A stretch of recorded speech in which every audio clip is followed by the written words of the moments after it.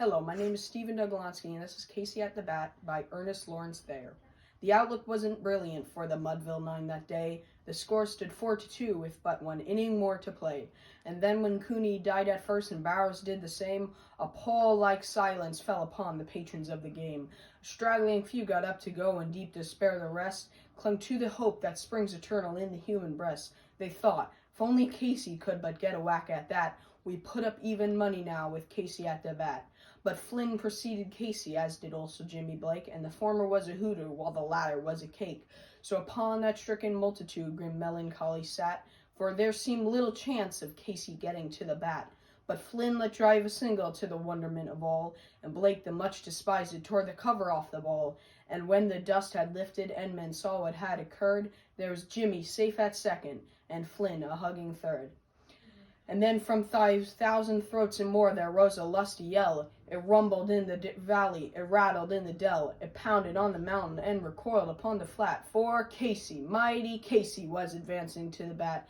There was ease in Casey's manner as he stepped into his place. There was pride in Casey's bearing and a smile at Casey's face. And when responding to the cheers, he lightly doffed his hat. No stranger in the crowd could doubt 'twas Casey at the bat. 10,000 eyes were on him as he rubbed his hands with dirt. 5,000 tongues applauded as he wiped them on his shirt. And while the writhing pitcher ground the ball into his hip, defiance flashed in Casey's eye. A sneer curled Casey's lip.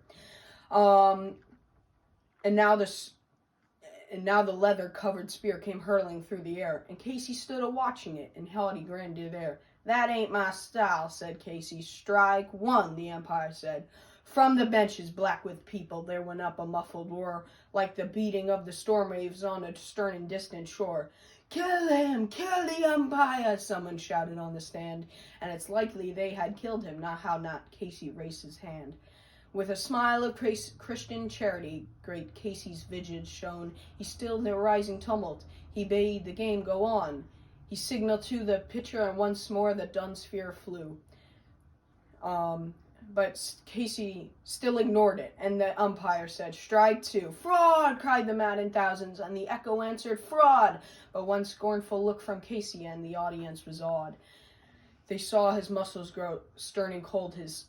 They saw his face grow stern and cold. They saw his muscles strain, and they knew that he wouldn't let that ball go by again. The sneer is gone from Casey's lip. His teeth are clenched in hate.